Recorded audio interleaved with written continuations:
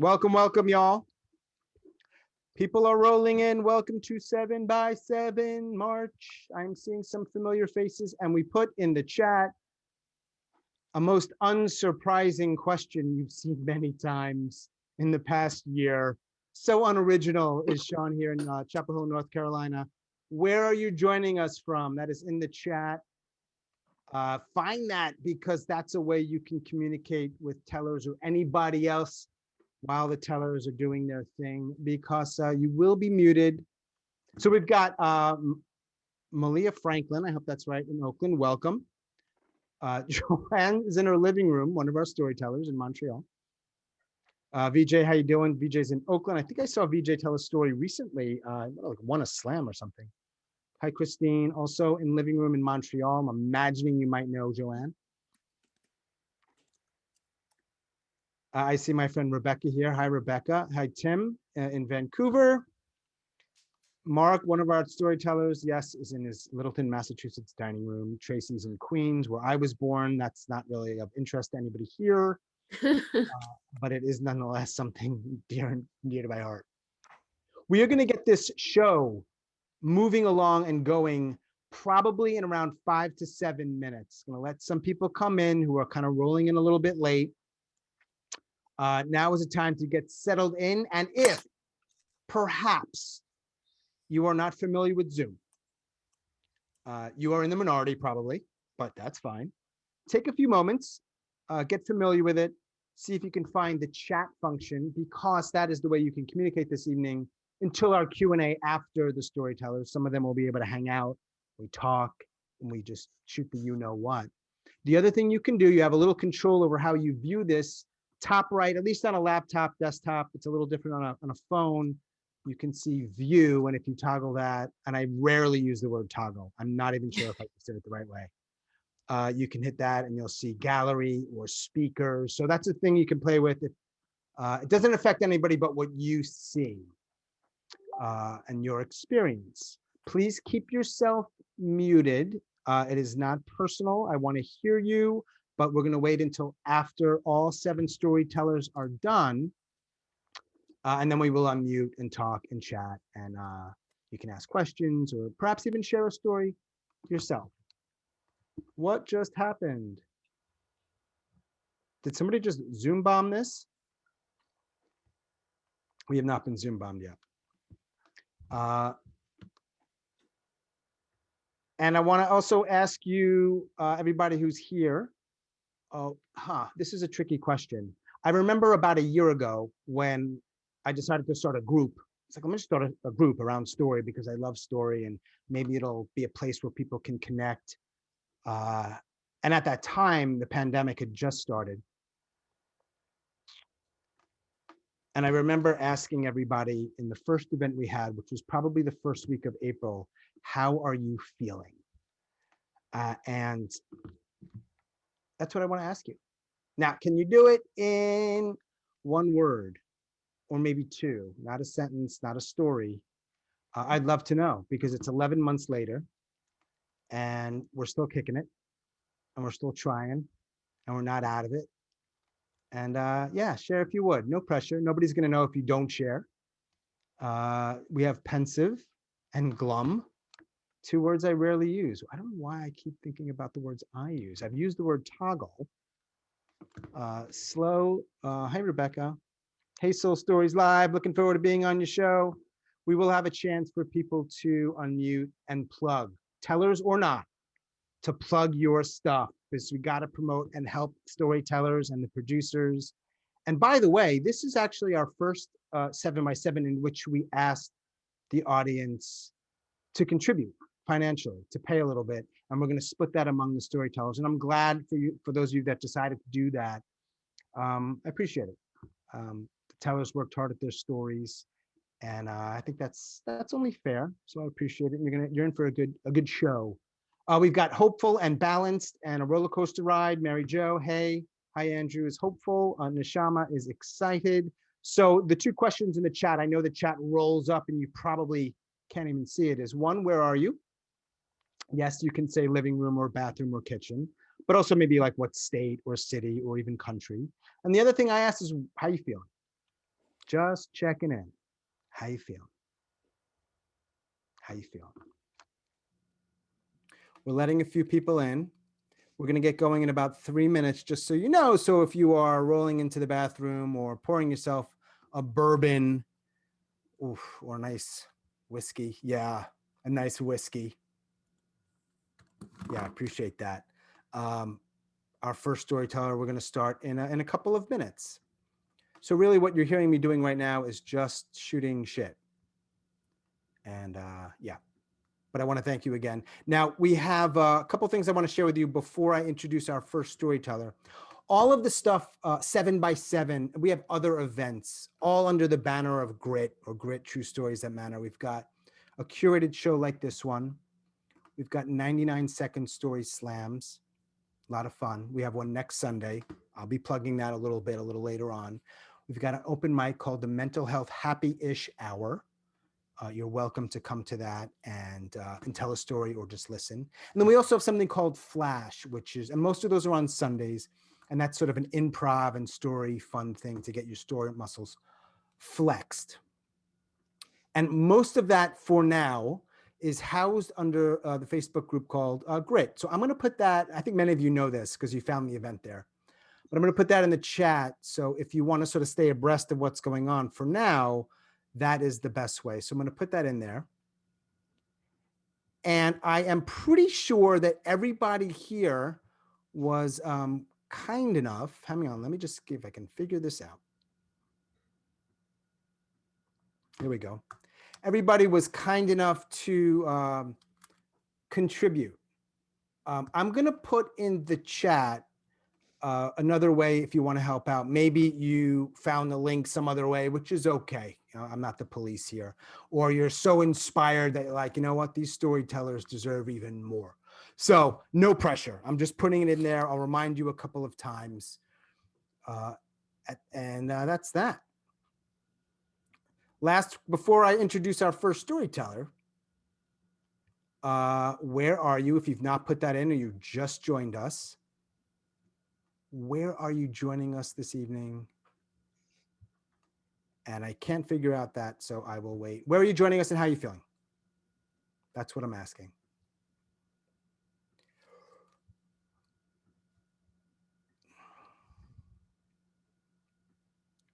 Ancy in Boston. Thank you, Ms. Franklin.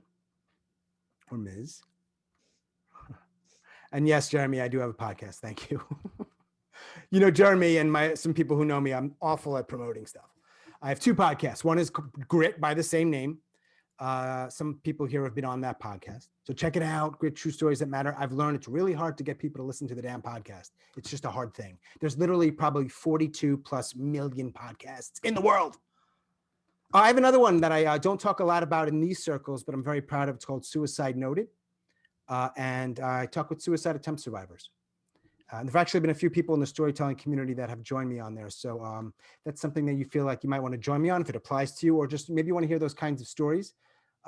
It's called Suicide Noted. And if you go to Spotify or Apple, you'll find it. You can always message me to find out more. So it is now, and Jeremy, thank you for reminding me of that. It's now 7:10. I want to introduce to you our first storyteller this evening. Before I do, I want to again say thank you. It's been about a year. And I have never figured out exactly what True Stories That Matter really means. I haven't found the words around it, but you kind of know it when you hear it. And I chose them because I think, I think there are stories out there, and not that they necessarily matter more. I'm not the gatekeeper, but some stories, I don't know, they need to be told and they need to be heard. And I really feel very blessed that I was in one of the spaces out there that encourages people to do that. And some of the stories tonight might even be slightly uncomfortable or unexpected. And I think those stories often are really, really important. Sometimes it's stuff we don't talk about, or sometimes it's stuff we may not celebrate. And for me, my operating MO is always, I think some stories help people feel a little bit less alone. And so for me, if it does that, you've done your work. So to our storytellers, thank you. To our audience, thanks for being here. I'm going to stop babbling and introduce our first storyteller. Now, he is, I think this is in the order of importance. You ready? Our first storyteller loves booze, brunch, and boys. I don't know. Maybe it's not in the right order. We're not sure.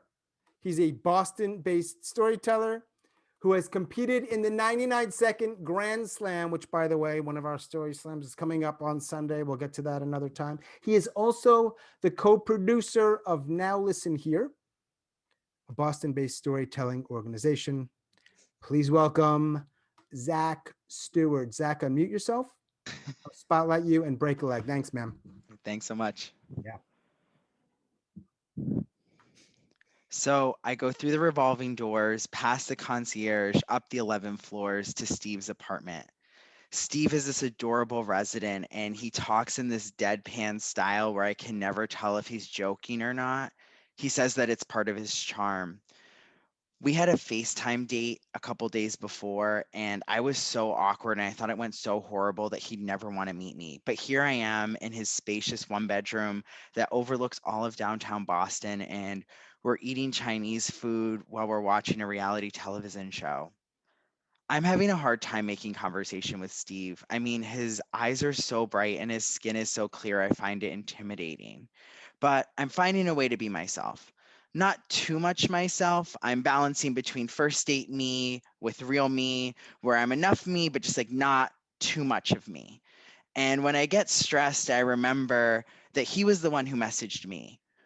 Steve and I hadn't talked for 5 or 6 months. And with this dating app, once you matched and you didn't talk for more than 2 weeks, you went into this virtual graveyard. So it was Steve that dug me up out of that graveyard. Could he have dug up other boys? Sure. I don't really know Steve, but he chose me, and that had to mean something. The show ends, and I'm getting a little nervous. We're both giggling, and we know what's coming next. And we kiss. Steve is an incredible kisser. It's a pretty undervalued skill, really, kissing. To optimize proportion of lip and mouth and tongue and negative space, it's an art form all its own and definitely harder to teach than fucking, and he has it. We move to the bedroom, and it's thighs wrapped around ears and hands on heads, heads on hands, and the only thing that's constant is our sustained eye contact.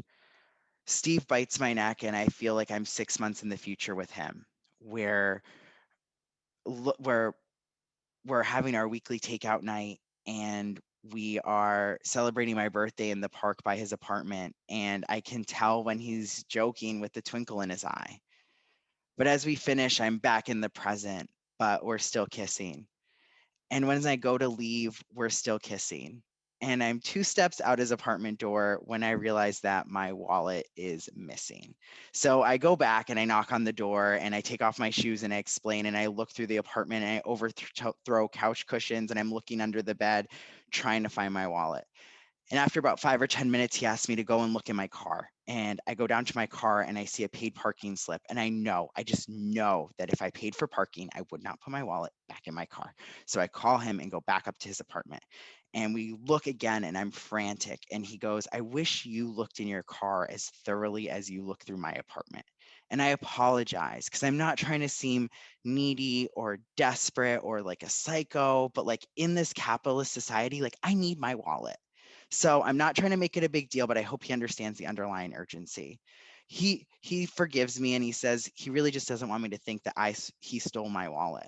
And honestly, I didn't really think that until he said it. I mean, medical school is expensive, and maybe he's just interested in me because of my credit card and my license. I give up looking and I say, text me if you end up finding it. And he goes, of course, that should go without saying. The next evening, he texts me and he says he finds it. It's weirdly under his workout bench and he has no clue how it could have gotten there. That was where I took off my pants that night, so it made sense to me.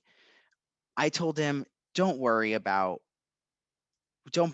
when I should get it back. I mean, just let me know when you're free because if I play my cards right and I wait long enough, I can turn this meetup into a second date." It's been 8 days. I am not leaving my apartment, and I'm consisting mainly on Grubhub. I mean, I'm trying to conserve gas, and it's not like I have any money to buy groceries. I'm spending every day in my living room dancing to love songs, trying to predict our Instagram captions when we're together. I look through my friends' Instagram feeds and they don't post their significant others until about 6 months into dating. So it seems like I have some time. I screenshot messages between him and I and parcel them out to my friends, trying to figure out what does he mean. And I've noticed he's been quiet lately, and my doubt starts creeping in. Was I interesting enough? Or was I funny enough? Was I too much? Or when I took my clothes off, was he disappointed? My friends try to make me feel better by pointing out my own self involvement. Zach, he's training to be a doctor during a pandemic. Don't you think he could be a little busy? I don't listen. I wonder if he thought maybe I hid the wallet. Was I that insecure that I would hide this for him to text me back? I mean, it's possible. Like, I could see myself doing it, like eyes blank, sliding it between the slats so that I would have this priceless calling card. I mean, I don't think I did it, but the more I think about it, the more it seems plausible. Sometime during this, my mom calls me.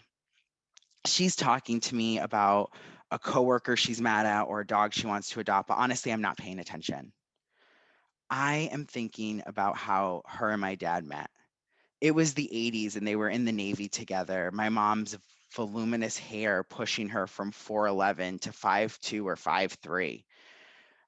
They were at a party and my dad was drunk and used a cheesy pickup line to hit on her. He was too scared to do it sober, and my mom went off on him. My dad was embarrassed and he was trying to find a way over the next couple of days to apologize.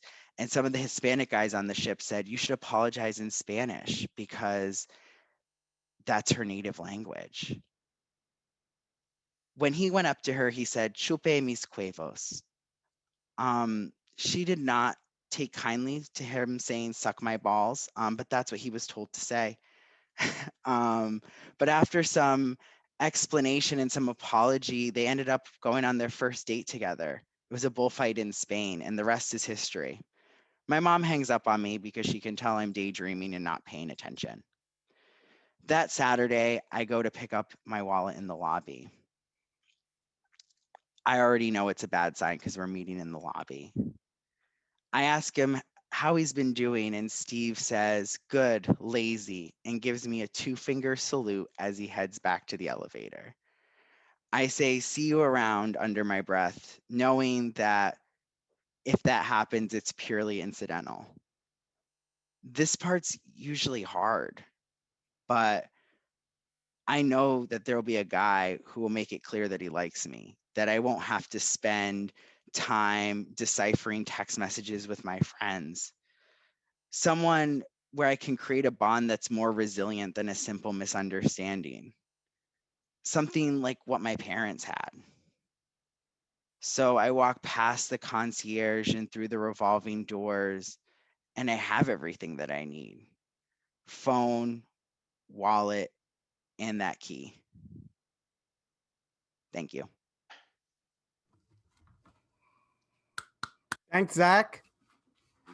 Hey, stay spotlighted. I have a couple questions for you. First, thank you very much for going first. That's not always the easiest spot to be in. Check the chat because, of course, you're getting a lot of Zach love your way. You in your introduction shared that it's booze, brunch, and boys. We got a little bit of the boys in your story. Didn't get much of the brunch and the booze. So what's your poison? What's the order? I think Your it changes. I would say boys is always number one, but I Yeah. think brunch has taken over booze at this point. All right. So what's your brunch? My brunch, my go-to is like Yeah. avocado toast, like full classic millennial. Like, Is that what a lot of millennials do? yeah, Is it really staple. Yeah. You've classic? never Well, seen that? It's like they're like it's- millennials spend too much on avocado toast and that's why they can't afford a house. That's like the main stereotype. well, what about guys who are like Gen X who can't afford things either. What do we do? What's our problem? I Any don't idea? think you guys have a stereotype. I haven't heard it. Yeah. Yeah. We've got stuff. Hey, and what about the booze? The booze, what's my go-to? You're a wine guy, right? I'm a wine guy for sure. If it's brunch, a Bloody Mary. I'm a big Bloody Mary over mimosa person, but wine is usually my go-to. Awesome. Thank you again for sharing your story. You're welcome. And afterwards in the Q&A, when people can get unmuted, I want to hear a little bit more about Now Listen Here, which I know you're a part of. Okay, awesome. Thanks. Boston Story. Thanks again, Zach. And check out the chat. And if you want to show some love to Zach, as many people are doing, the chat is the way to do it. For now, let me introduce our second storyteller this evening. She loves turtles, chocolate, and anything purple. I will have a couple of questions for her about that after her story. She also shared that she's probably eating sushi right now, and I'm wondering how she might do that whilst telling a story. So we've got a lot of questions, but not yet. Obviously, she tells stories. She goes to concerts. She also tells stories about going to concerts. That may or may not be her story this evening. You're going to find out in about 11 seconds. She lives in Queens, New York. But please ask her when she's planning her next trip to Boston, which again, we will do after her story. Please welcome Tracey Starin. Thank you, Tracey. Sean. Yeah, How you doing? thank you. So I was sitting on the floor of my tiny basement studio apartment in Boston, feeling as low as I had ever been, figuratively and literally. I had just quit my job. I dropped out of college and I'd just been broken up with. And I had never felt more alone. I moved through my days like I was swimming through molasses, slow and with incredible difficulty, and just feeling stuck. I never wanted to go out anymore. I didn't want to see my friends. I didn't even want to talk on the phone. It was winter and it was cold and it was dark most of the time. And so I spent a lot of time just huddled under blankets in my apartment watching television. I hardly ever left my apartment. When I did, it was to go to the convenience store across the street in the middle of the night when I needed something. And I went in the middle of the night because that gave me the least chance of running into somebody I knew, so that they wouldn't have to ask me about that desperate look that they start to see in my eye. They would put their hands on my arm and say to me, "Are you okay?" Because they could see that I wasn't. I was awash in waves of depression and anxiety. And I wasn't even at a point where I was trying to find a way out. I was just trying to get to the end of each day. I stayed up all night and I slept all day. And around this time, a friend of mine was also going through some personal upheaval, and she asked me, she had to move abruptly, and she asked if she could keep her bunny, her pet bunny, in my apartment until she found a more stable living situation. And I really wasn't interested in that because I didn't want to take care of another living thing. I could barely take care of myself. But she assured me that she would come every day to give him fresh food and water and clean the cage. And I wasn't that interested in that either, because I didn't want a daily visitor to see how my apartment was disintegrating and how I was disintegrating too. But she was stuck, and so I agreed.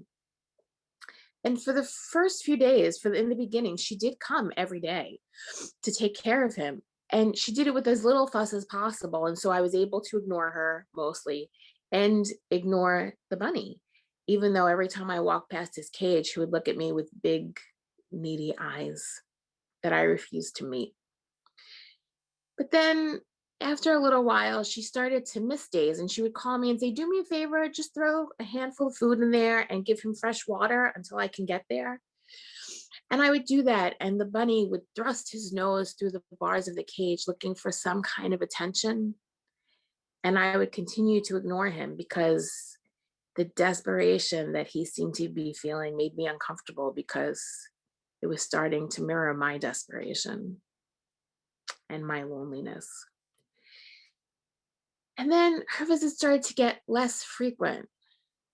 Now, if you're not that familiar with bunnies as pets. You might think that they're in the category of hamsters or gerbils, but they're more in the category of cats and dogs.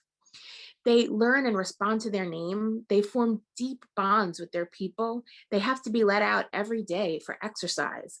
And if they're not handled and given attention and affection regularly, they get anxious and frantic and upset, and it can affect their health negatively.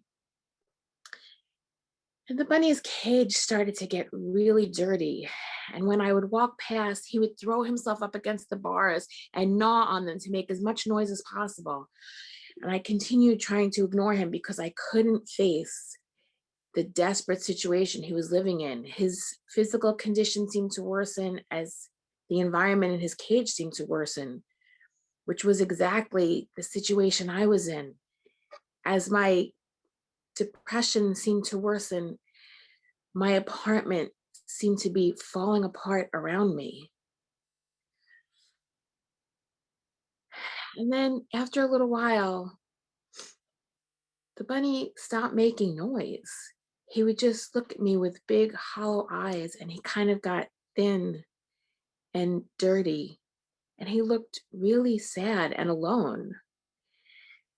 And my friends had gotten tired of me ignoring them or lying to them and saying, I'm fine, everything is fine. And my phone had gone quiet. Nobody was calling anymore. And this one night, I had come completely unglued and I didn't really have anybody left to call. And so I was sitting on the floor of my apartment wondering how I was going to get through this long night that stretched ahead of me all by myself. I looked across the floor at the bunny cage and he sat in there all by himself. And I thought, no one's coming for us. It's just you and me. And then it occurred to me, I can help him. And I picked him up out of the cage and I put him in the tub and I gave him a bath. I wrapped him up in a big fluffy towel and I poured him a fresh bowl of food and I made myself something to eat. And we sat at the coffee table and had dinner together. And then he sat on my lap while he dried and we watched a movie together. And over the course of the night, I let him run around the apartment, but I didn't want him to get hurt on any of the garbage I had laying around. So I started to pick things up. And over the course of what was a very long night, I picked up a lot of the apartment. It wasn't clean enough that my mom would have been happy, but it was clean enough that I wouldn't be embarrassed for somebody to come in. And he started to come when I held out my hands and would eat food right from my fingers. And when the sun came up, I put him back in his clean cage. I cleaned and scrubbed out his cage, put him back in his new clean cage, and I went to sleep, having gone through the long, long night. And when I woke up, it was still daylight, and I got dressed and I took the train to the pet store and I got him food and a new water bottle and a new food dish. And I put them all in his freshly laid out cage when I came home. And when my friend called to say that she would be there at some point, if I could just hang on a little longer, I told her, don't worry about it. He's mine now. We need each other. And she said, okay. And she seemed to understand and she was all right with it. And the bunny lived with me for the rest of his life. And taking care of that bunny didn't make things all better immediately, for sure. But it got me through one of my worst nights. And it made me see that it was important to take care of the bunny and it was important to take care of myself. And if I hadn't decided to step in that one night, I'm not sure what would have happened to him or what would have happened to me. Thank you.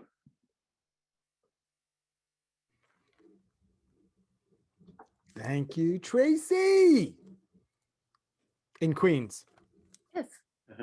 A bunny. So, quick couple of questions. I like asking questions. You wanted us or me to ask when you're planning your next trip to Boston. So I want to honor that and ask you when you're planning your next trip to Boston. Well, we missed 4 in 2020. So hopefully this summer, if we can get vaccinated, hopefully in August. And your favorite kind of sushi? I like yellowtail a lot. I also like sea urchin. I'm not eating sushi right now, but I'm digesting sushi right now because I had sushi for dinner. Wow, borderline TMI, but good. Yeah. And finally, what when you say anything purple, you really mean it? Yeah, I like purple blanket. I had purple hair, Eggplant? purple. Eggplant? Yeah, I love eggplant. So really, just about anything purple. Yeah. Awesome. I really appreciate you joining us here and sharing that story. Thank you. Thanks for having me. My pleasure. And make sure you check the chat because that's how people are expressing their love to Tracey in Queens. Thank you. So everybody knows there'll be 2 more storytellers, and then we're going to take like a 5-minute break. Just go bathroom, drinks, a couple of announcements. So we'll have 2 more, little break, and then our final 3 storytellers of the evening. And then we'll have like a kind of post Q&A. So I really do want to thank everyone again for joining us. I love this stuff. Our next storyteller likes fantasy novels, meaningful tattoos. Sounds quite like the romantic, huh? And helping people recognize their own unique and beautiful quirks. He lives in the Seattle area. He spends a lot of time volunteering in the disabilities community and has a, quote, broad range of useless life skills that run the gamut from macrame, juggling, and axe throwing. That is a phenomenal combination, as well as breaking concrete blocks with his bare hands. Please welcome to the 7x7 stage, Jeremy Kredlo.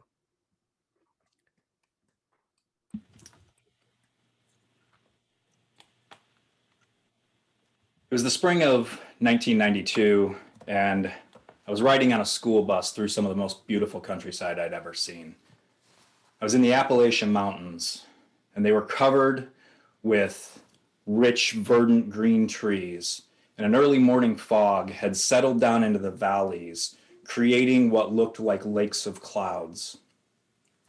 But every once in a while, the beauty was marred by an old abandoned car that had been left by the side of the road or pushed off a cliff to lay rusting out in the mountainside. I wasn't alone, but I was. I was surrounded by my senior class, and we were on a trip for Habitat for Humanity. Even though we all went to the same elite college prep boarding school, the reality was that I never felt like one of them. I never felt like I belonged or fit in. Amy's dad was a criminal defense attorney who specialized in high-profile murder cases. Both of Gerard's parents were architects, and Greg's dad was a renowned surgeon who had Persian rugs on his floors in his house that you weren't allowed to walk on. My mom was a secretary, and she sang cover songs in a rock and country band in local dive bars on the weekends to make sure that we had enough money to not get our electricity shut off again.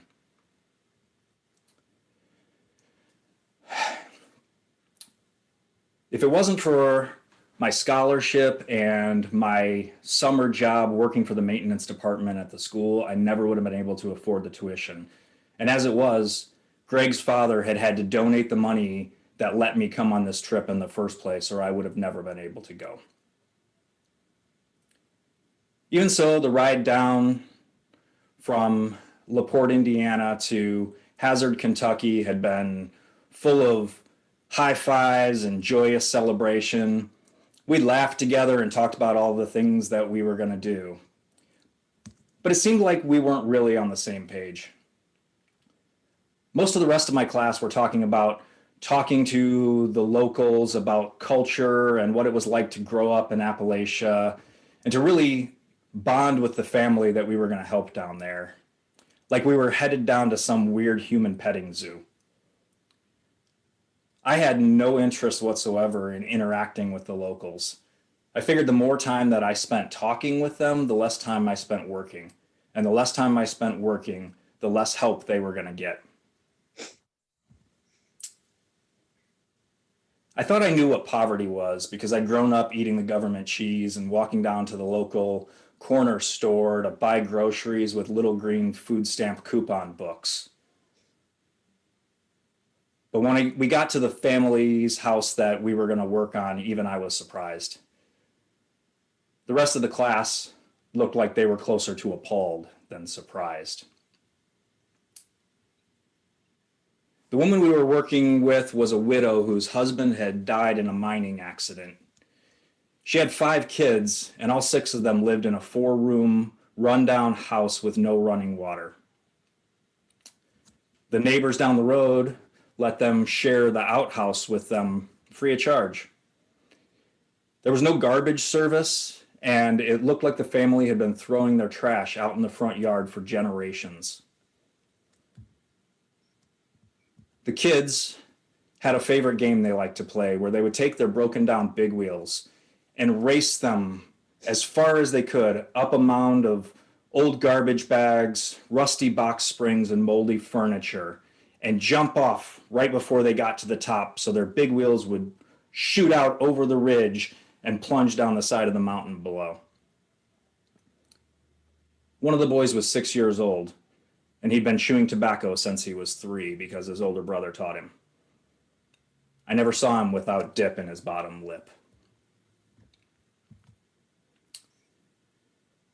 I was taking my lunch break the second day, planning out what I was going to do next.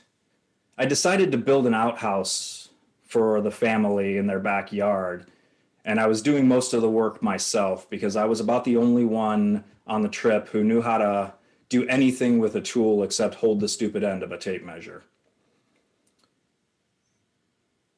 I looked over and noticed the 3-year-old Jackson watching me with wide eyes, or more accurately, wide-eyed staring at my bag of unopened peanut M&Ms. When it became pretty clear that he was never going to lose interest in that, I motioned him over and gave him the bag. And after that, he didn't want to leave my side. Everywhere I went on the job site, he wanted to hold my hand and tag along. It was really hard to get things done with him right there in my shadow. But I'd been a latchkey kid growing up, and I kind of knew what it was like to not have any attention, and there was no way that I could bring myself to turn him away. So I took my breaks, played catch with him. I helped him learn how to use a hammer, and I amazed him with my mad juggling skills when we had oranges in our lunches. And we became pretty close friends. A couple nights later, me, Greg, and a couple others decided we needed to take a walk to get out of the one-room cinder block community center that we were all staying in. It was after dark, and a pickup truck came rolling down the mountain roads towards us and stopped when they got to us. There were 6 guys in the bed of the truck with rifles over their shoulders, passing around a jug of moonshine. I could have swore I heard banjos in the distance, but that was probably just my imagination. They asked us what we were doing. I told them we were just out for a walk, and then I asked them the same question. The guy in the passenger seat leaned out of the cab and said, "Hunting dog? Lots of strays around here. Folks drop them off when they don't want them no more, and they go feral pretty quick." I didn't ask any more questions. Even Greg was speechless, and I didn't think that phenomenon was possible. That guy never shut up. The next day it rained, and the teachers wouldn't let us go to the job site because they were worried somebody would slip and fall in the mud. So we decided to spend the whole day cleaning up the stream outside the community center, where we pulled decades of old bald tires, rusted cans, and broken bottles out of the water. About lunchtime, a big German Shepherd mix came out of the woods to check out what was going on. He couldn't have been much more than a year old. That comment about going feral pretty quick kept echoing in my head, but Greg didn't care. He went right up to him and made friends with him without a second thought.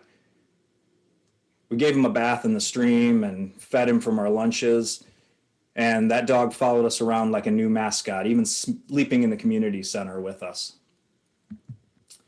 Greg named him Coffee after one of our teachers, Mr. Kaufman.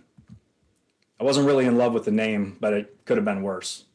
Our English teacher's name was Mr. Hickey. The last day finally rolled around, and we'd actually accomplished everything we'd set out to do. The widow's house had a new roof and had been repainted. We'd torn down both of the old rotted out porches and put up new ones. And they had a deluxe 2-seater outhouse in their backyard that was no doubt the envy of the entire county. But it was pretty somber crew that got back on the bus. The teachers hadn't let Coffee come on the bus with us for insurance liability reasons, and so we'd had to leave him behind. And Jackson had refused to let go of my hand, and I'd had to pry it away. He cried the whole way to the bus as I was walking away. I managed to keep it together until I got out of sight, and then I broke down. The ride back was nothing like the ride there had been. There were no high fives, no celebrations. Everybody was quiet, lost in their own thoughts. All I could think about was how long it was going to be before Jackson started chewing tobacco, and whether or not Coffee was going to end up on the wrong end of a shotgun one day. I'd barely been home long enough to shower and put on a fresh set of clothes when the phone rang. It was Greg, and he sounded even more manic than usual. "Get ready, we'll be there in an hour. We're going back for coffee." I told him I'd be ready and hung up the phone. I was exhausted, and the last thing I wanted to do was spend another 8 hours in a car heading back to Hazard, Kentucky. But it didn't really matter what I wanted. For the first time since I'd come to that school, it didn't matter where me and my classmates came from. It mattered where we were going to together. We were going to head back there and do whatever we could do. And even though there wasn't anything that we could do for Jackson, maybe, just maybe, we could save that dog. Thank you. Thanks, Jeremy. Jeremy, don't unmute yourself just yet, you bald, handsome man. Awkward. But you know what I mean? It's like a mirror in a way. Hey. No. Thanks for sharing that story, man. Appreciate it. Appreciate you and all our tellers. Couple questions. What's up with fantasy novels? Or actually, perhaps I should ask, what's your favorite fantasy novel? Long. One. Just one. I mean, we don't know. Just one. That's tough. There's so many, and it changes over the years. But the one that I consistently give to people so often that I buy it every time that I go to a used bookstore if they have a copy, like Mel Gibson from Conspiracy Theory, for the cultural reference, if anybody knows that, is The Sleeping Dragon by Joel Rosenberg. Check it out if you haven't. And if you're into Joel Rosenberg, The Sleeping Dragon. And I know that you may not be able to hang out a lot after. I want to ask you about in your introduction you have about disability community. So can you share a little bit about that and sort of like what's your role in that? I know a little bit about it, but I'm curious to hear more. Sure. So my granddaughter Kylie lost oxygen at birth, and it killed a significant portion of her brain. And when she was 8 months old, I ended up with custody of her, and I've been raising her for the past 11 and a half years or so. And over that course of that journey, I've taken on a lot of kind of advocacy work. I teach storytelling classes for parents of children with disabilities, and I volunteer as a helping parent to mentor other parents with children with disabilities when they're kind of new to that lifestyle, to help them not have to learn things the hard way that I did. And Yeah. so a lot of that stuff. Yeah. Well, thanks for doing what you do, man. And for that story. Absolutely. Thank you. And how can I not talk about your hair, our hair? It's such a good transition because our next storyteller really needs no introduction because it's me. I don't want to introduce myself. That would be awkward. What a bizarre segue that would be. It's not a coincidence that back to back we've got these two bald dudes. Let's just leave it at that. All right. Now, remember, after my story here, we're going to take a little break. And we're going to have our final 3 storytellers. So let me figure out my Zoom etiquette here. Remove, Jeremy, I think you removed it, or Zach did for me. Thank you, Zach. Thank you, Zach. Love it. All right, here we go. Weird segue moment. So it is late March last year, right here in North Carolina. And COVID has arrived, and it is total chaos and uncertainty, and really nobody knows what the hell to do. So when I get this email from a local nonprofit asking for volunteers to bring some food to some older folks, I'm like, yeah, I'm pretty young, I'm healthy. There's a whole lot I cannot do these days to help out, but this is something I can do to help. So I show up there at Thursday, 12:30, just like the email said. And I sign in and I see I'm matched with a woman named Doris Clark. And I feel pretty good about this. I can help Doris. And I see that everyone there is wearing a mask. Looks uncomfortable. The email didn't say anything about wearing a mask. They're also wearing name tags. And one of the guys, his name is Larry James. He asked me why I'm not wearing a mask, but it's not really a question. I want to say, hey, Larry, I'm volunteering here. I'm doing my part. I don't want to wear a damn mask. It's uncomfortable. I just want to help out. I want to bring Doris her box of food. Isn't that enough? He's shaking his head. Larry takes the box of food and he walks with me to my car. Tells me to wait. Larry's a big dude. He's like a jolly, gentle, giant type of guy in his 60s, big smile. He's not the kind of guy you want shaking his head at you. And he comes back with a mask. He gives it to me. He says, you got to protect Doris. And I want to say, Larry, yeah, this flimsy paper mask is going to help.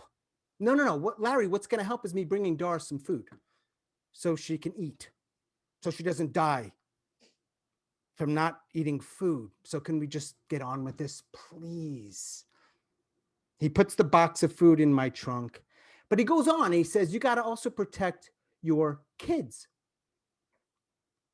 And I want to say, Larry, I don't have kids, but I don't. I just nod. Yes, Larry, for Doris, for the kids. And then Larry asks me a question. And it is one of those questions. It is one of those questions that when you hear it, you will never, ever unhear it. Larry asks me, you got grandkids?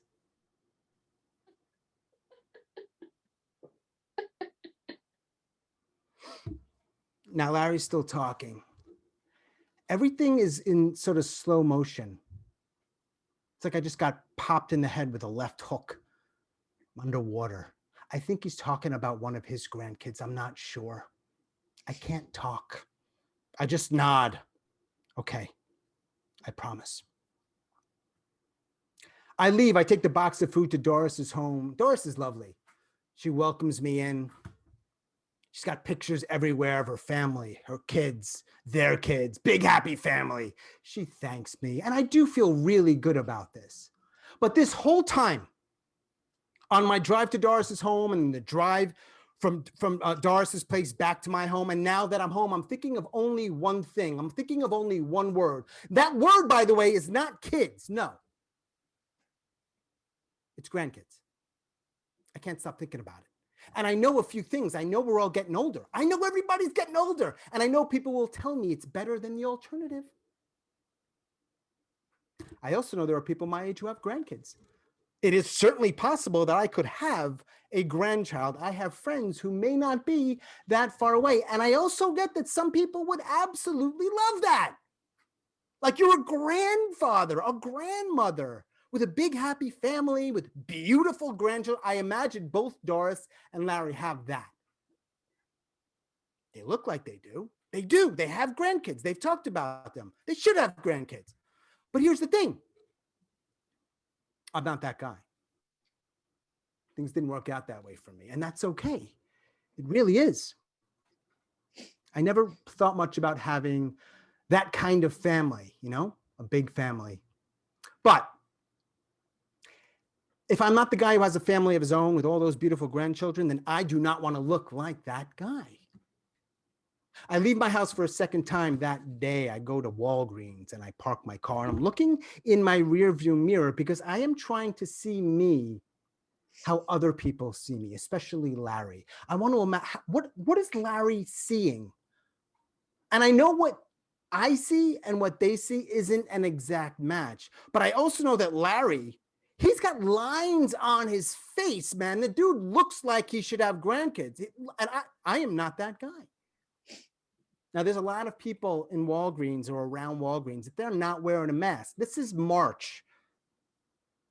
It's North Carolina, but I promised. So I grabbed my new mask from the passenger seat. And I get what I need to get at Walgreens, and I'm waiting 6 feet away from a few other people.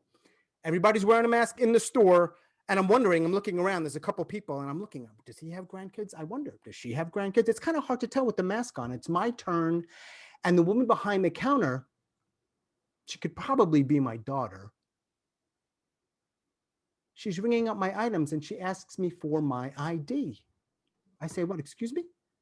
She says, I need to see your license or your ID with your date of birth. She's ringing up this red wine, this cheap Merlot I had put in my basket. So I said, I want to get really clear here. Are you not sure if I'm 21? Are you thinking I might be a teenager like one of these local college kids? Of course I'll give you my damn license. Sure. And I do. And she's ringing up my stuff. And I am thinking, this clerk, this young lady here at Walgreens, she gets it. She totally gets it. She sees me the way I want everyone else to see me. You know what? Fuck Larry. Forget Larry. This is the one. She gets it. She gives me my receipt. She's talking with a colleague behind the counter. There's nobody else in line. So I stop and I say, hey, so look, I know I'm wearing a mask, but do I look underaged? I mean, do I look like I'm a teenager? And she says, nah, no, it's policy. And I say, yeah, no, right. I get that. But I mean, well, there are people, I don't know, let's say kind of people who look like they have grandkids, those types. I mean, they come in here, you wouldn't ID them, right? And she nods. Nah, yeah, she agrees. So I say, look, I can't pass for a teenager or a college kid, but all right, here's the thing. Do I look like I could have grandkids? I mean, I know it's possible. And she cuts me off. She says, you have grandkids? I share with her what Larry told me earlier that day. So I say, no, I don't have grandkids, but it's really hard to have a conversation with this damn mask on. I'm not used to it. It's uncomfortable. But mostly what I need is for her to tell me that Larry, this gentle giant of a man who volunteers at a nonprofit, who gave me a mask, I need her to tell me that he is wrong. And I need her to tell me without my mask on, my entire face, just like Larry saw. So I break my promise and I take the mask off again and I say, do I look like I could? And there's a moment. She knows it's not really a question. She shakes her head. We both laugh a little bit. I leave and I'm back in my car and I'm looking in the mirror and I'm thinking, you know what, this mask, maybe this thing can buy me some more time. I drive home, I go inside, I pour a big glass, that cheap Merlot, and I realize how absolutely absurd it all is. This morning, I was a grandfather. This afternoon, I was a teenager. And I know that it's not too far away. The time when it's probably too late to have a family of my own. And that's okay. And I am going to look like that guy if I don't already. And wearing the mask will make no difference. But I also know next Thursday at 12:30 sharp, I am going to show up. And when I see Larry, I'll answer his question. No, Larry, I don't have grandkids, but you do. And Doris does. So maybe I can help more than just bringing a box of food once a week. Maybe I can buy you and them a little more time too. So yeah, I'll wear the damn mask. Whoop, whoop. Thanks, y'all. All right. It's my mask story. It's COVID. It's an awkward transition to the break. Thank you for listening. Thank you to our first 4 storytellers. Great job.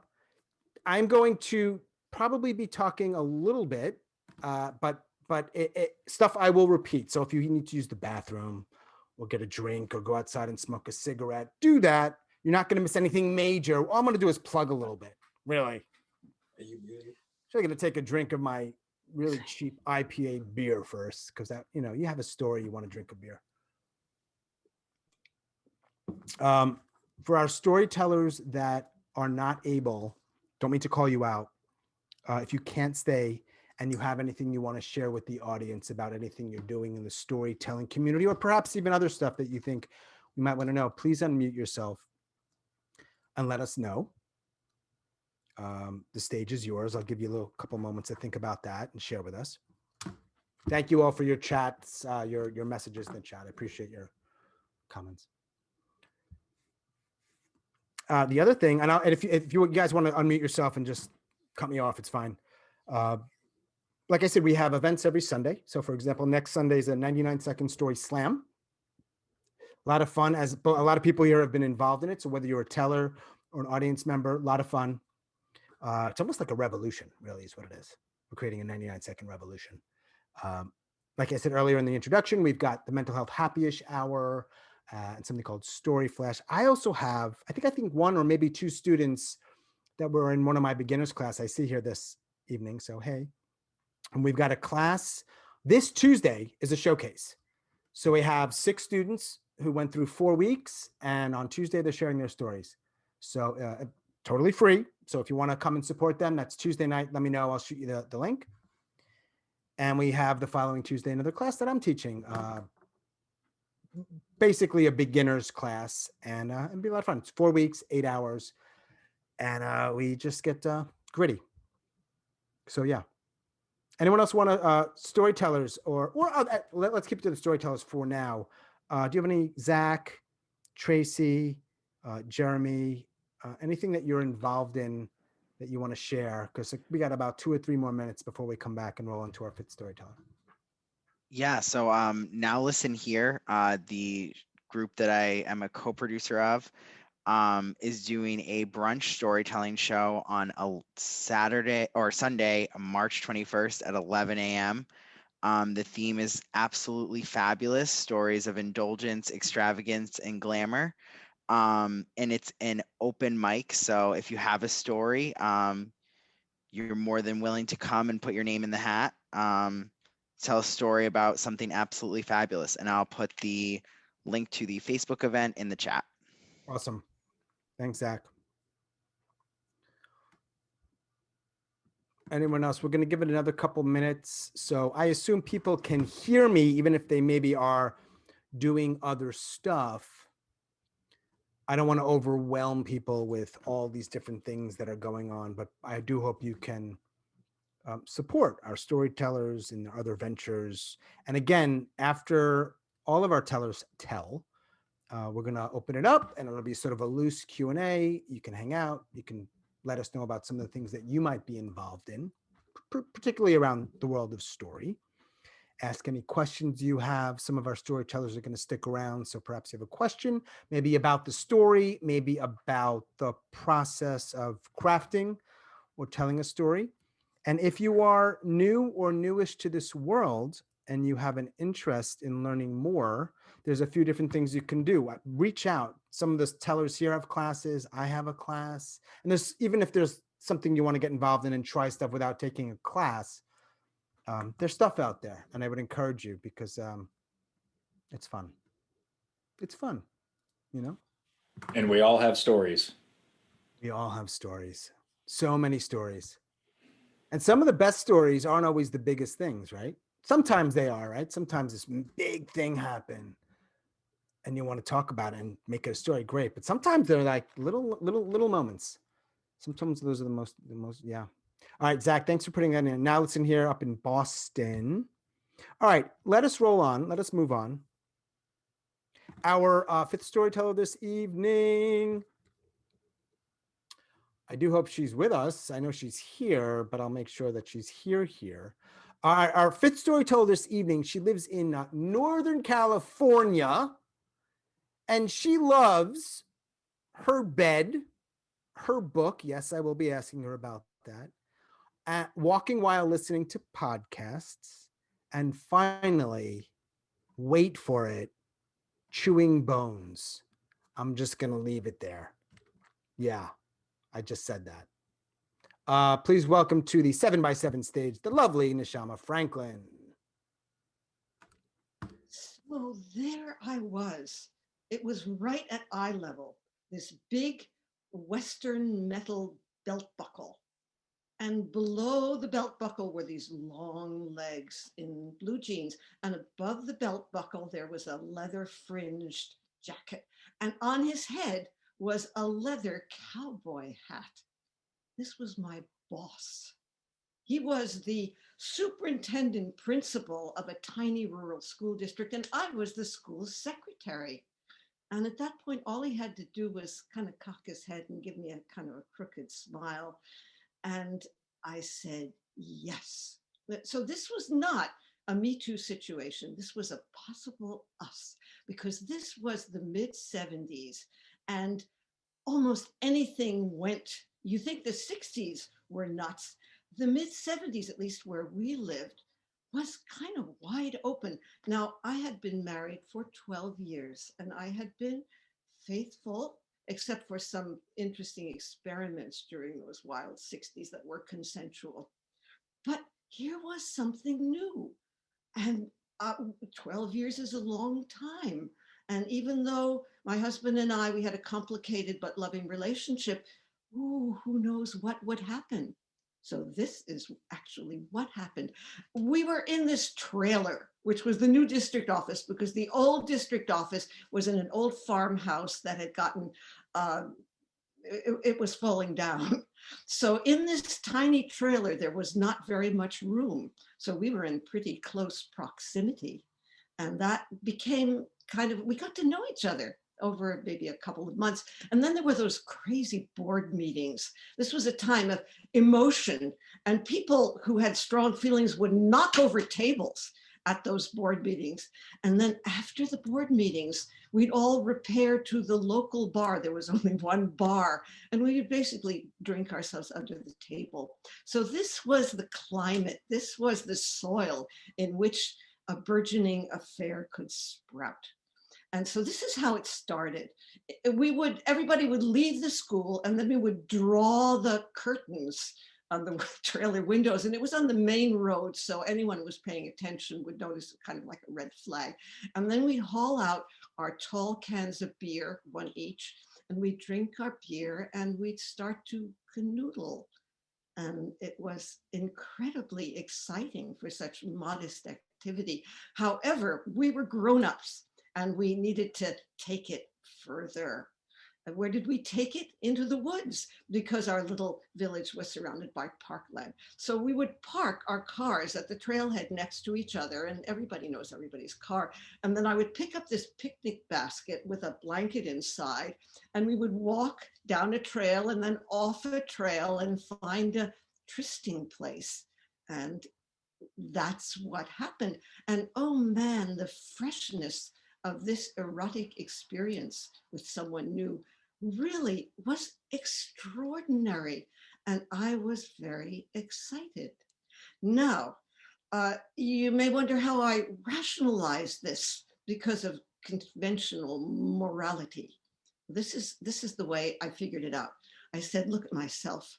Look at the love that's been unleashed in me. It's spilling over not only to my lover, whose name is Michael, but to my husband, whose name is John, to our children. Things are jollier around the house, and possibly into the school district, into the town, maybe into the universe. I was just love unbound. And that's the way it went for a little while. Now, you know, in this school district, he had school-age kids, I had school-age kids. His marriage wasn't so hot. But this is what we did. And everybody kind of knew everything, to the point where on Sunday mornings at the Church of Carbohydrates, which is what we call the local bakery, we'd see who showed up in what conjunction, usually not their partners, and know how they'd spent Saturday night.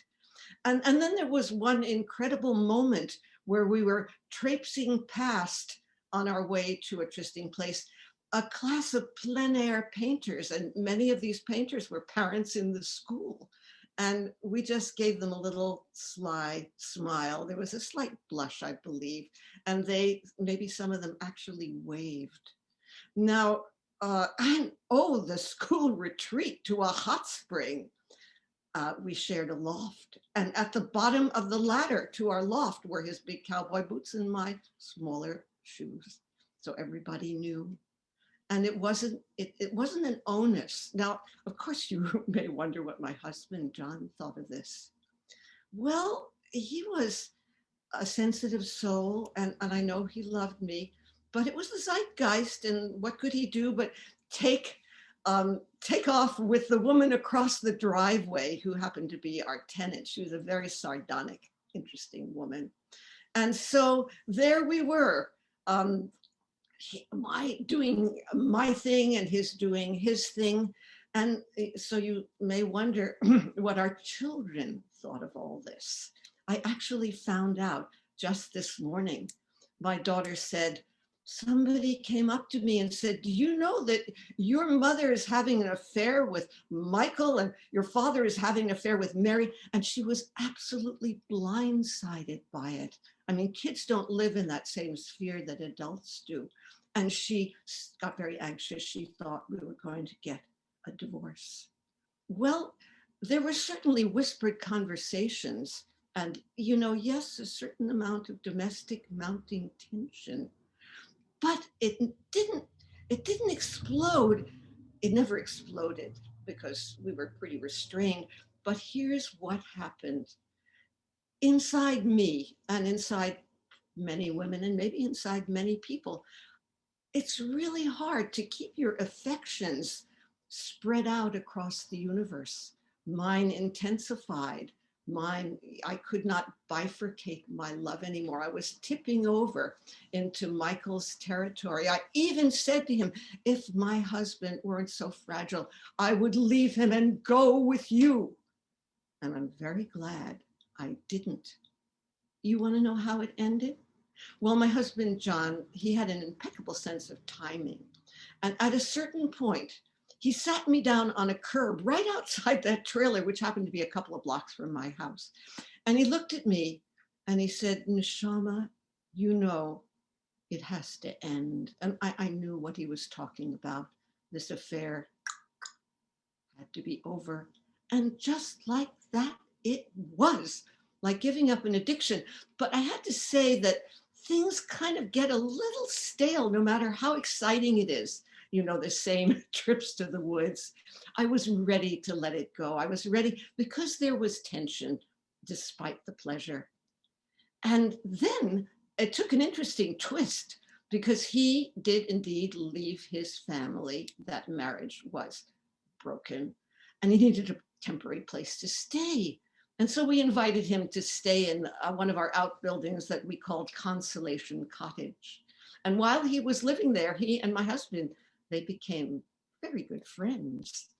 And then Michael, he went to the desert to a spiritual retreat, found another woman, had a new family, moved away, and we stayed in touch. And I had the chance to stay with my husband, John, for 35 amazing, complex, beautiful years until death did us part. And then, even after that, Michael and I and his new wife were friends. And even to this day, we're in close, well, not so close touch, but we keep a finger on each other's pulse from a distance. Now, you may want to know if I have regrets. I don't. Despite morality, I can't say that there was no hurt. We did not want to cause any hurt. Sure, there were shards and sprinkles of hurt around this relationship. But when I think of it, when I think of that pleasure, when I think of that time, it ignites that little spark of joy in me, and it's still there. Thank you.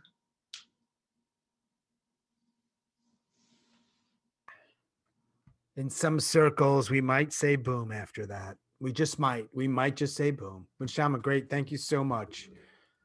And we've met only this month, so it's fantastic that our paths crossed and you're here to share that story. So thank you. Yeah. Questions? Not a question for me. Oh, I've got questions. Oh, I've got a couple before we go on to our next teller for sure. You love books and podcasts. So I'm a little bit of in my favorite type of question mode. Is there a book you're reading now or a book that you really like? I'm actually reading, I've come, the many books I read omnivorous, I read all the time. Yeah. And I've gotten, it's been a bad spell of books that are of interest to me, but they're really not they're not all that great. And I even have a blog on my library website where I share the good ones. But I finally, thank God, found one that I like. And it's Trinidad. It's a book placed in Trinidad. And it has that great language, like stoops, that's what they do. So I'm very happy with that particular book that I happened to be, that I had to put away. I couldn't finish it because I had to do this story. Thank you. The book will be there for you. Yes. Two other questions before we move on. Podcast? Is there a favorite when you're walking and listening to podcasts? Well, I have the Triumph. Well, it's the hottest, of course, is the Moth, because that's sure. I've been on the Moth. Yeah. I love the Moth. Then This American Life came before the Moth, and I'm very attached to that. I have odd feelings about Snap Judgment, but there's often good stuff on it. So those are the three that I bop between when I'm walking. So you're all in on the story. Oh yeah. I mean, you're not playing around. No. I obviously my final question has to be around chewing bones. You knew this was coming, right? Yeah, I'm prepared. Got to be around the chewing of the bones. And I don't even know what the question is. You like it. Tell me more. You could call it an oral fixation. My husband smoked and I chewed bones. I like to keep my jaws busy, but I don't need a lot in my stomach. So a bone is very entertaining. And I actually have done a story for the Moth on the bones and, 5 minutes worth of bones. And when I see people in the audience, they say, "Oh, you're the one who chews bones." So it's Bone chewer.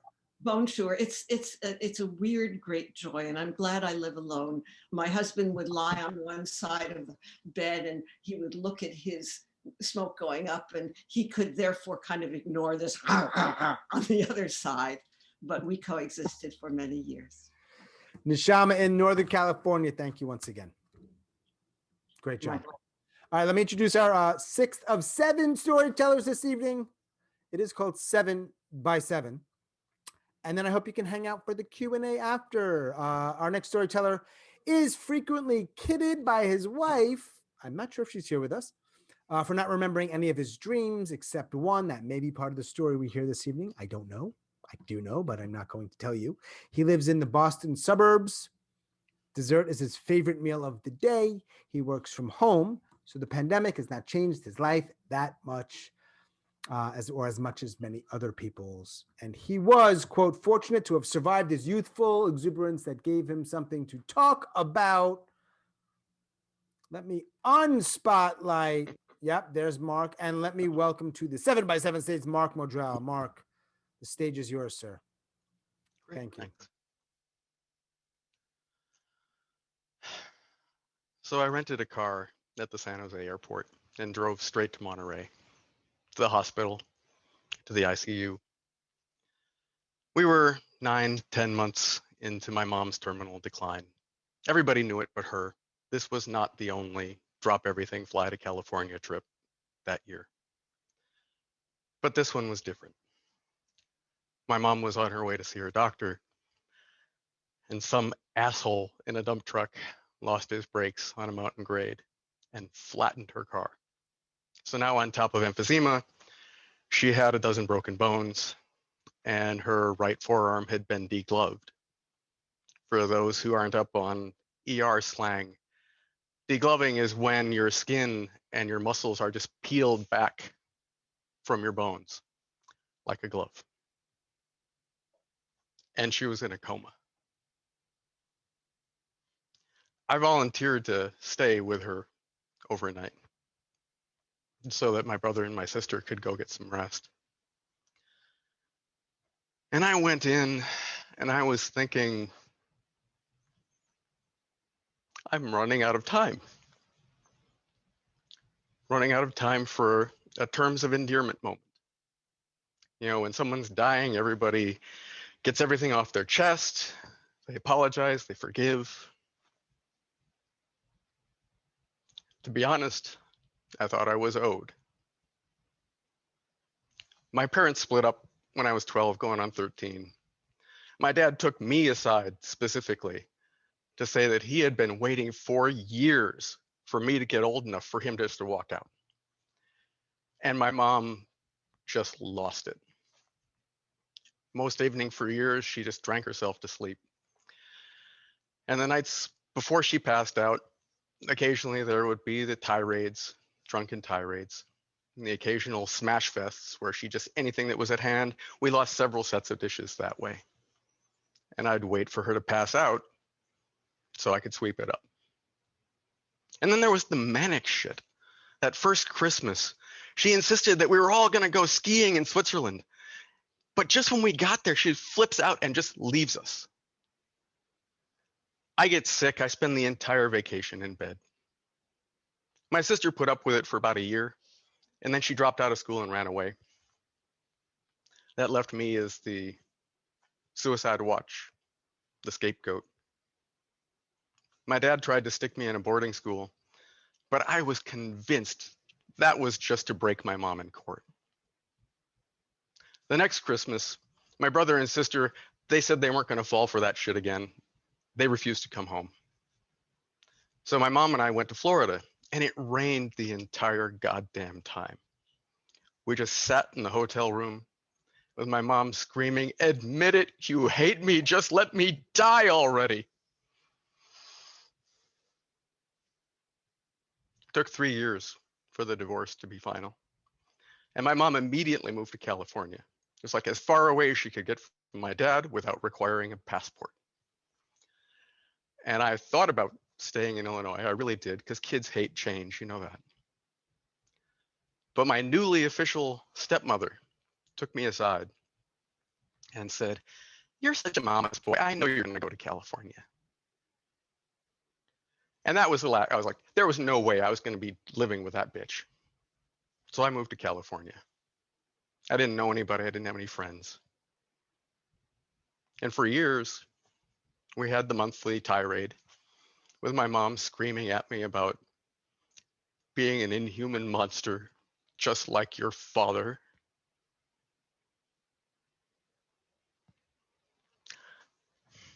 I never told her. I thought I wanted to tell her. One of those tirades, she was on one side of the door, screaming. And I was on the other, trying to decide if Comet or my trombone cleaning fluid would be less painful. Another time, my mom had one of these smash fests. She did everything in the refrigerator. And it was like a fucking Warhol picture with food and broken glass everywhere. And that one I left. That was where I drew the line. I just walked out. By day, everybody loved my mom. I told my first girlfriend some of this. And her reaction was, I wish you hadn't told me. Just before the start of senior year, I got a call from my stepmother, and she said, your mom's making obscene phone calls at 3 a.m. If you don't stop it, I'm calling the police. And I dug the phone bill out of the garbage. And yeah, it was true. I mean, back then they itemized every long distance call. And I said, Mom, this has got to stop. You know Gretchen, she will press charges. It's been 5 years.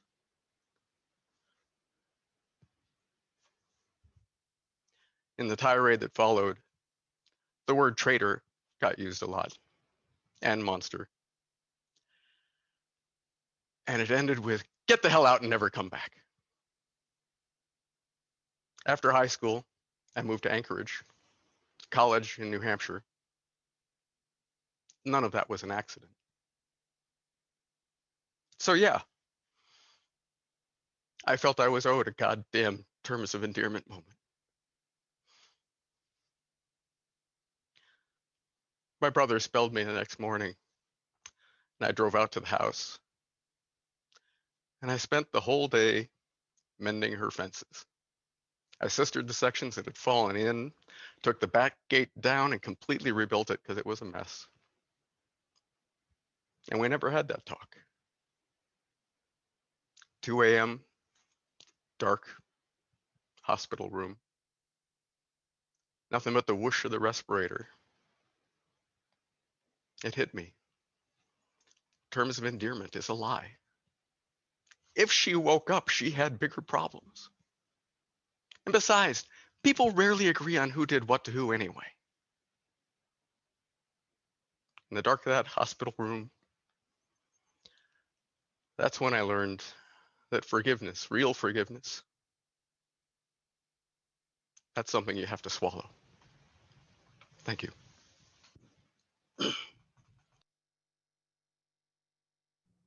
Thanks, Mark. I'll let that sit for a few moments. Appreciate you sharing that. Yeah.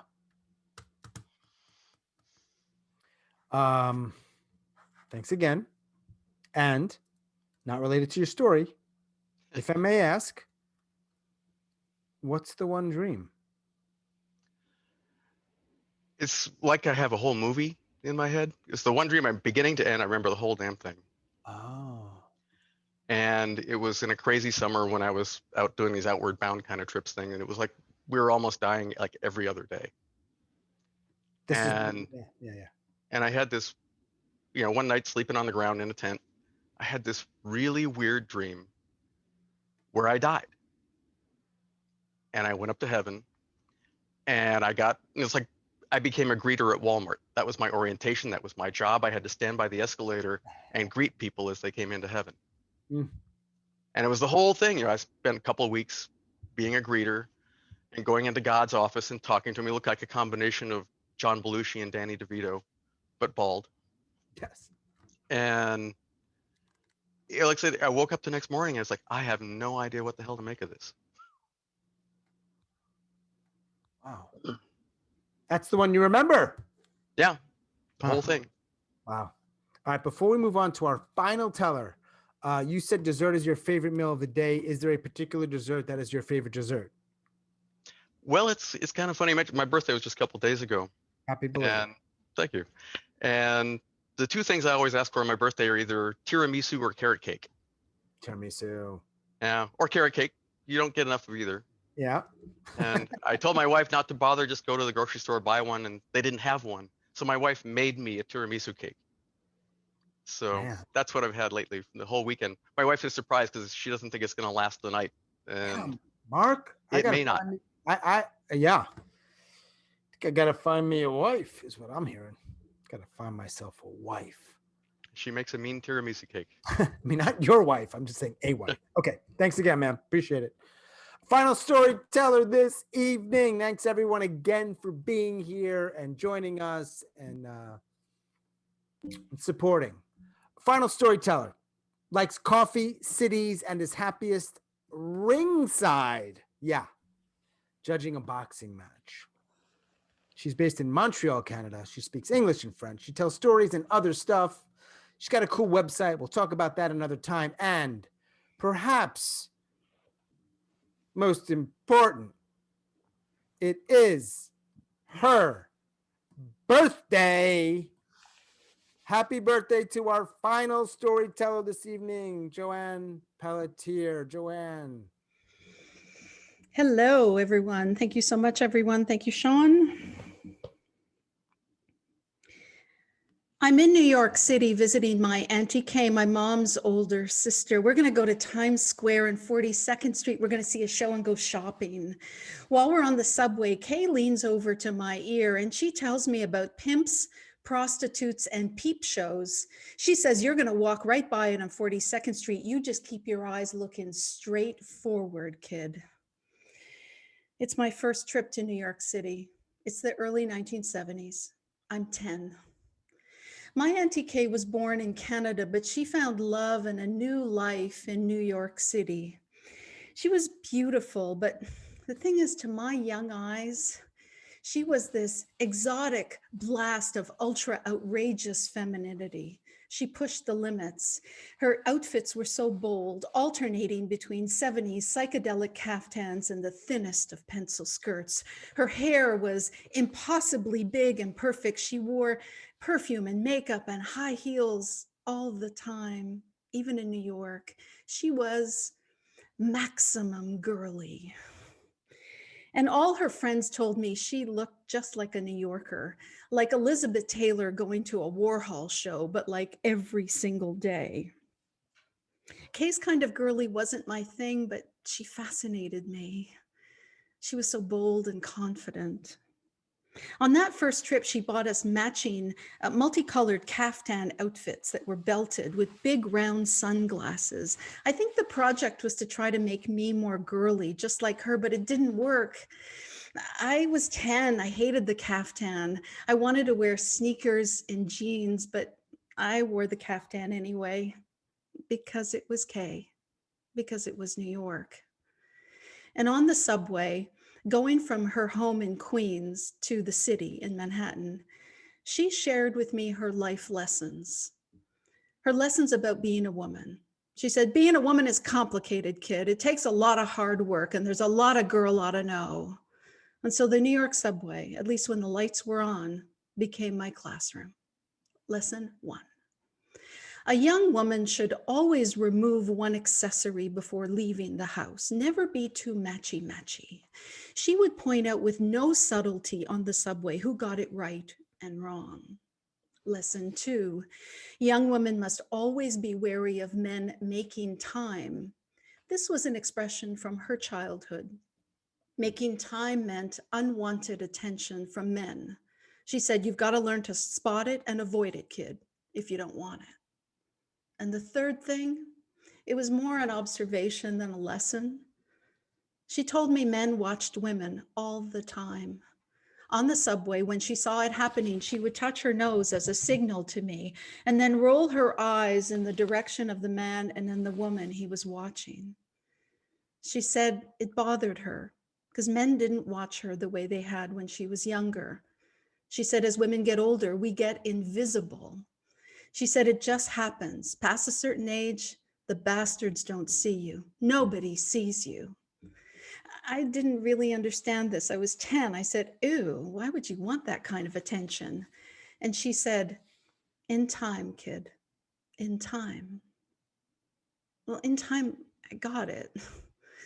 The rush of a reciprocal gaze, the power of attraction between two people. I understood it. Obviously, that beautiful boy, a first love, our eyes met over a poker game and it was like an electrical storm. That woman across the pool in Las Vegas, she sent me a drink when our eyes met. Yeah, I got it. And the ick and the weird when it wasn't reciprocated, when it was creepy, I got that too. And the making time thing, yeah, I figured that one out. But feeling invisible, I didn't really feel invisible. But somewhere past my 40s, I noticed something changed, something in who watches whom Yeah. I started to notice it, and it never really bothered me as much as it bothered Kay until that day on the New York subway, where there it was. Kay's life lessons come rushing back to me when I see it live right in front of me. A man my age, 50s, very keenly watching a woman in her 20s. There he is, a man seated right across the aisle from me. The woman is seated right in front of me. She's staring at her phone, master of the digital universe. Their eyes don't meet. We three are alone in the car. I see him watching her. I'm fascinated. I feel Kay with me. She touches her nose. She rolls her eyes. I smile. I go back to my phone, but I can't. I can't not look because something wakes up in me, Kay, me, what's happening right now. And I want to look more. I'm subtle at first. I look carefully at him and her and I observe them. 2 subway stops. He hasn't blinked once. He's fixated on her. I get bolder. I look squarely at him and now at her and back at him. They don't look up at me. Do they even see me? No one else is on the car. Am I invisible? I go further. I exaggerate my head movements now, back and forth between them. And it's super weird. And I don't know what my end game is here, but here's the thing. I want him to feel embarrassed and caught. I want her to wake up, look up, do something. Tell him to stop. Tell me to stop. But it's not about them. It's me. This is what Kay meant.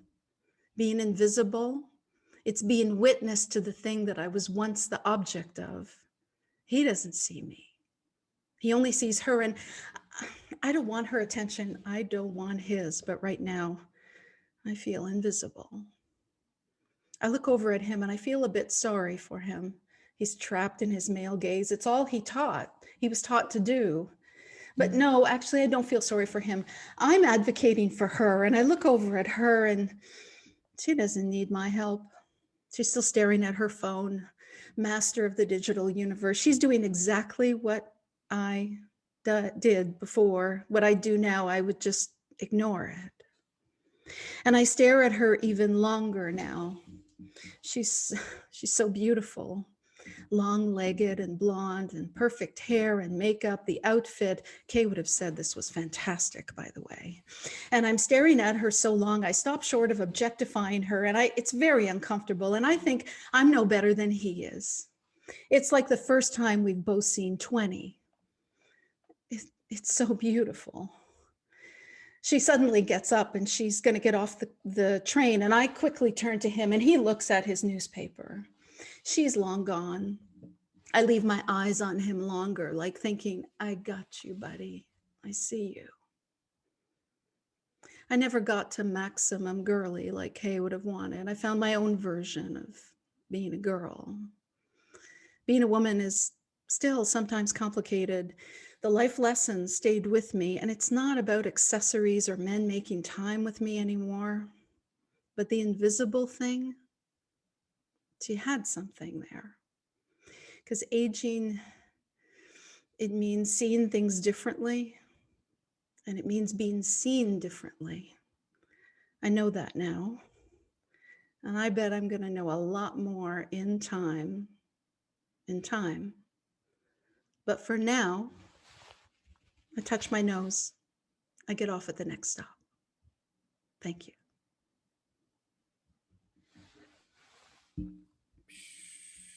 Joanne, thank you. Happy birthday. Thank you. Thank you, everyone. Spending part of your birthday with us. That's amazing. Thank you for that. It's a pleasure. Thank you. Thank you for telling that story. It was lovely, beautiful story. Before we invite everybody to sort of join us in a little more casual thing here, what'd you do for your birthday? Other than this, of course. I had dinner with a dear friend and a wonderful long walk today, and worked on some stories, and enjoyed spending it all with you this evening. Thank you. Likewise, yeah. Thanks again. Thank you all, everyone, for joining us. March 7th. Wow, March 2021. Okay, enough about that, but it's here. Fine. Really appreciate it. Appreciate your support. Remember, we've got a student showcase this Tuesday, a slam next Sunday. We will have another 7x7. The date is TBT. Super special, massive thanks to our tellers. Thank you very much, y'all, for bringing it. Another Sunday, another 7x7. With that said, I will say one final thanks. Bid you adieu. Have a lovely evening. And we will unmute and join us. And it tends to be a little, for lack of a better word, clusterfucky at this point. But hey, it is what it is. Thanks all.